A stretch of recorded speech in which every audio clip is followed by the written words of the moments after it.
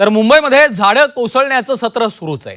संततधार पावसामुळे झाडं कोसळण्याच्या घटना सातत्यानं घडत आहेत। दादरमध्ये 3 ठिकाणी झाडं कोसळली आहेत। काही ठिकाणी वाहनांवर झाडं कोसळल्यानं वाहनधारकांचं मोठं नुकसान झालं। मलबार हिल, वांद्रे, सायन परिसरात देखील पडझड झाली आहे। मुंबईत अनेक ठिकाणी झाडं कोसळण्याचं सत्र सुरूच आहे। संततधार पाऊस आणि जोरदार वाऱ्यामुळे झाडांची पडझड होतीये। दादरमध्ये तर 3 ठिकाणी मोठी झाडं कोसळली आहेत। यात काही वाहनांचं नुकसान झालं। सुदैवाने यात कुठलीही जीवितहानी झाली नाही। मात्र झाड पडण्यात कधी थांबणार असा प्रश्न उपस्थित होतो। मलबार हिल, स्वामीनारायण मंदिर, शिवाजी पार्क, माहीम, सायन मधली दृश्य आहेत आणि याचाच सायन परिसरातून आढावा घेतलाय आमचे प्रतिनिधी ओम देशमुख यांनी। मुंबईत गेल्या काही दिवसांपासून पडणाऱ्या पावसासोबतच सातत्यानं घटना देखील घडत असल्याचं आपल्याला पाहायला मिळते।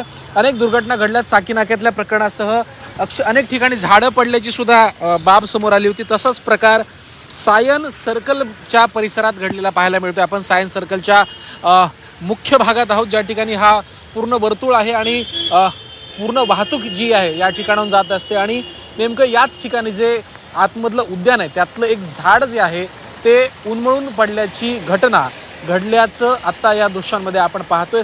सुदैवाने यात कुठलीही जीवितहानी झालेली नसली तरी सुद्धा जीवितहानी व्हायची वाट खरं तर पाहिली जाऊ नये। तत्पूर्वी हे सगळं जे प्रकार आहे तो या ठिकाणाहून दूर केलं जावं। झाडाचं सुद्धा कापणी करून हे धार इथनं दूर केलं जावं अशी खरं तर अपेक्षा आता प्रशासनाकडनं व्यक्त केली जाते। व्हिडिओ जर्नलिस्ट मनीष पोळेकरसह मी ओम देशमुख, झी मीडिया, मुंबई।